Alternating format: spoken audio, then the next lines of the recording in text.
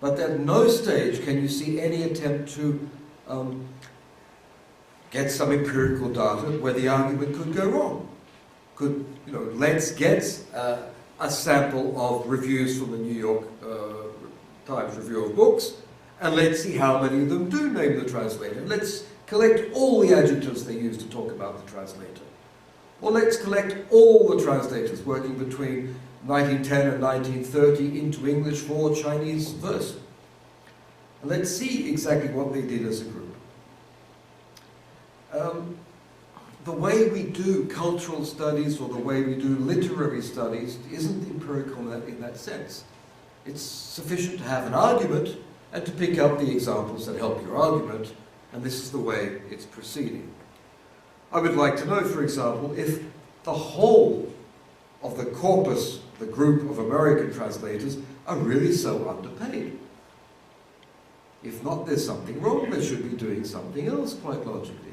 Or, and this is what I think we saw when we applied the Bourdieu type analysis, many of them are doing this work because they get the rewards elsewhere, not as authors themselves or in the academic situation.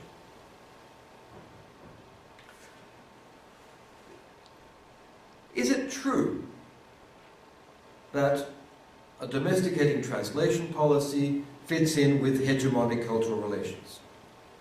That is, I could believe that the United States has a cultural hegemony over most of the Western and Eastern and Middle and Southern worlds, granted. But is that associated with a domesticating translation policy? I don't know if you got to the part where he criticizes the Bible translation theorist Eugene Nida. And he says, well, Nida's really gone in for domestication in a big way. Nida's dynamic equivalence theory is domestication, fluency, making the Bible readily understandable to everybody. This is precisely the stuff venuti would hate. The trouble is, Nida was translating not into English. He was translating into every other language except English, just about. Translating into all the languages, well, he did Spanish, but the Bible societies that followed his precepts are translating into the languages of the jungles and the deserts. So it doesn't make sense that domestication means hegemony coming into English and doesn't mean hegemony going into other languages. There seems to be a contradiction in the work on Nida in that particular case. And then the one that has most concerned me the years since this book was published, it was an important book. It is an important book. It really started people talking about translation in relation to culture and society. But some of the numbers don't make a whole lot of sense. For example, this idea of a trade imbalance.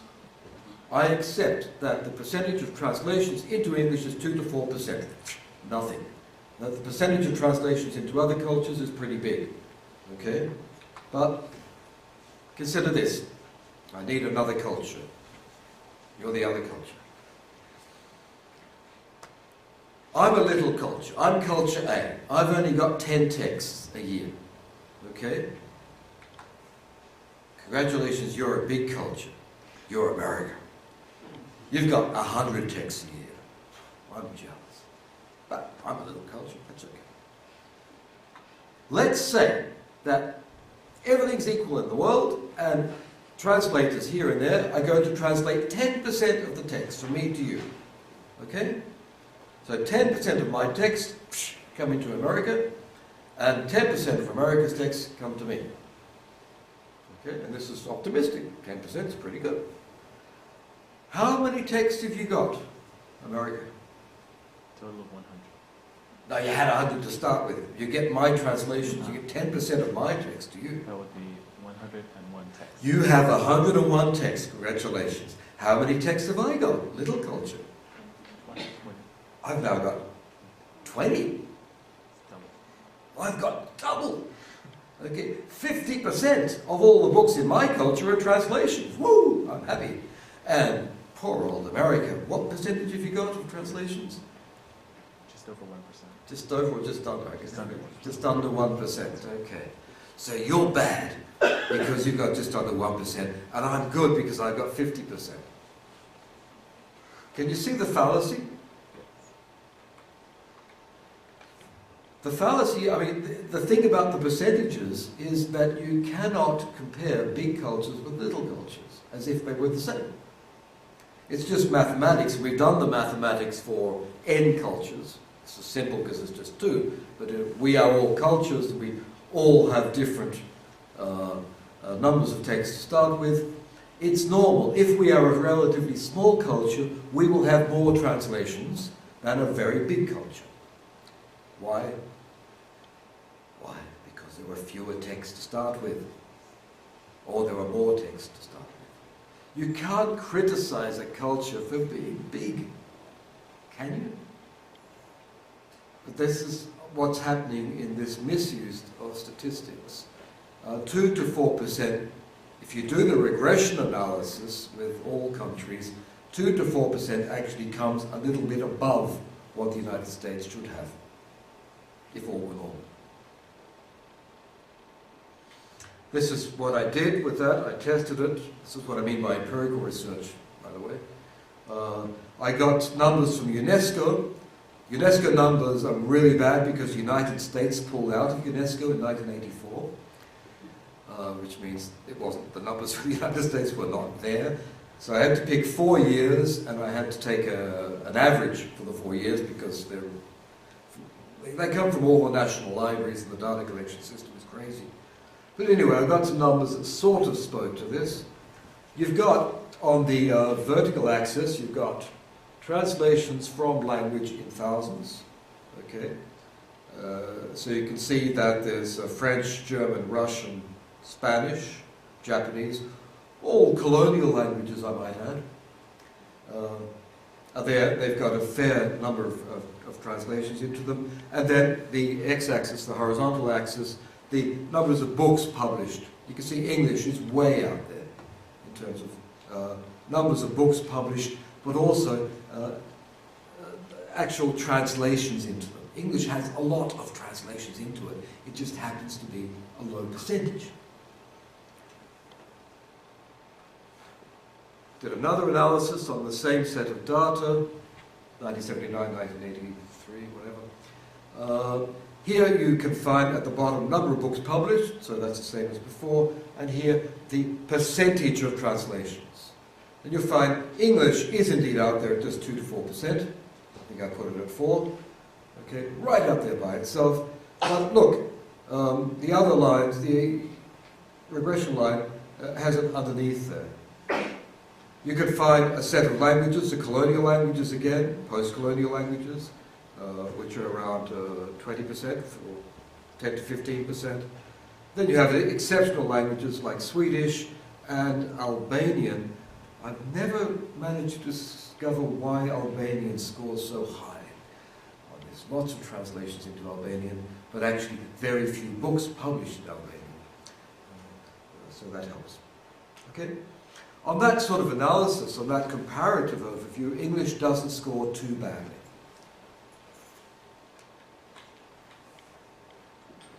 When I was doing that study, sometimes you set off to find out something. It's not neutral. I set out to disprove venuti. You know, last time we met, you had to get a questionnaire and get the result we wanted. I mean, I only did this because I thought I could get the result I wanted. I must admit. Okay, it's not particularly neutral. But sometimes you get things coming out of the data that are more than what you expected. Bottom axis here X is percentages of translations in books published. So you've got Albania up the top here. I don't know what happened to Sweden. Anyway. And over here, you've got percentages of books published in non-national languages. So the UNESCO data, I just saw it there. Oh, that's interesting. In a country, you publish in the national languages, and then there are some books in the non-national languages. That would seem to indicate a degree of cultural diversity or openness or tourism industry or whatever. But it seemed to be an interesting statistic. So I just wanted to see if they had any relation between them. And you'll see English is absent in this one, actually. It didn't give me the data for English. You'll see that the axis means they do correlate. That cultures that have a lot of foreign language publications also have a lot of translations. I thought, well, that's strange, isn't it? Because you would expect that if a culture translates a lot, then it wouldn't read foreign languages. It's not true. Cultures that are particularly open translate and read foreign languages at the same time. This might come back to one of the points you made there. Who discusses translations? You get some cultures, Sweden, for example. I still don't know about Albania, but Sweden, or the Nordic countries, Finland, Norway, Denmark, Israel, Netherlands. Israel's not a northern country, but anyway, it's there in that group. Arabic-speaking countries as well, where knowledge of foreign languages is very high and the number of translations is high, so you have fairly broad sectors of the community that can and do discuss translations. Okay. Into English, I think we're into a different sort of set, but I don't have the data for English for that particular analysis.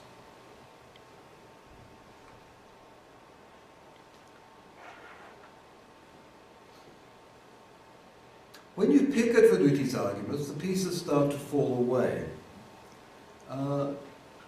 Do all these elements that he picks up coincide in Anglo-American culture? Yes, to some degree. But the statistical evidence is not a good piece. And there are also parts of the literary culture that are not particularly in love with invisibility, transparency. I don't know if you've ever read any contemporary French literary criticism, cultural theory, or philosophy in English. It's incredibly hard to read. I actually enjoy reading the French rather than get through the English in many cases. Okay? This is one particular part of Anglo-American culture that remains resistant or remains foreignizing. Not so with German philosophy, strangely enough. The German, often I pick up the German to understand, I pick up the English translation to understand the German text in some cases. The translators do tend to explain things and help the reader a little. But from French, not so much. The theory here from Turi, and I think I mentioned it when we dealt with descriptive studies, is that the more a culture respects the other culture, the more prestige the other culture has, the more literal the translations from that culture. So, I don't know. The United States is translating from Mexico. Well, we'd probably explain everything in that text to make it easier for the reader. But postmodern French theory, despite everything, all the bad things they say about the French, there's still a bit of this cultural cringe there, and it is still quite resistant to literalist translations. So I really don't see it as occurring to the whole culture. It does depend on the relative prestige of the foreign cultures that you're dealing with.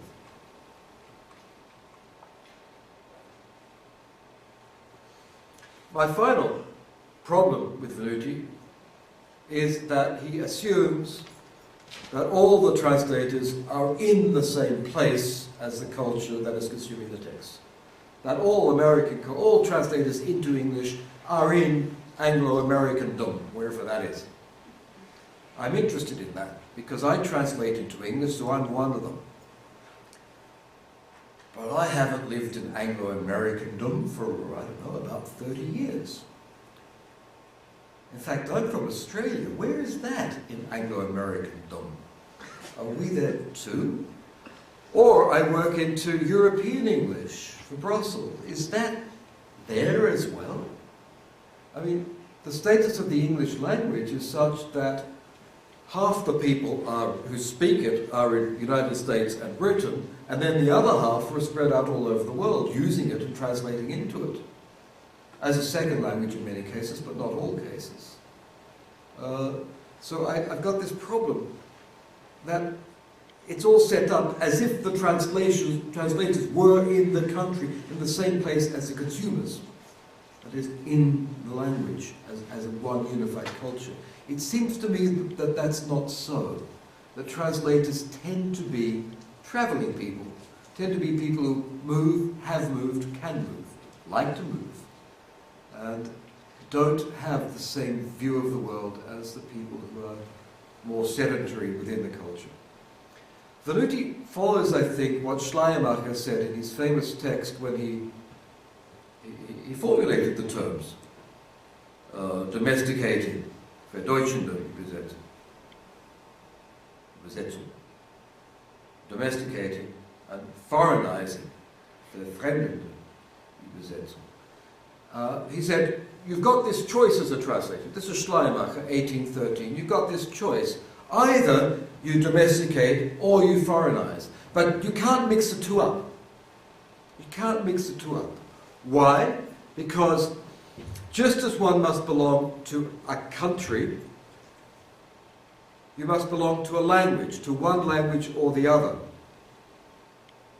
And if you don't, if the translator does not decide to be in that language or the other, the translator will, I love that, schwebt haltungslos in unerfreuliche Mitte.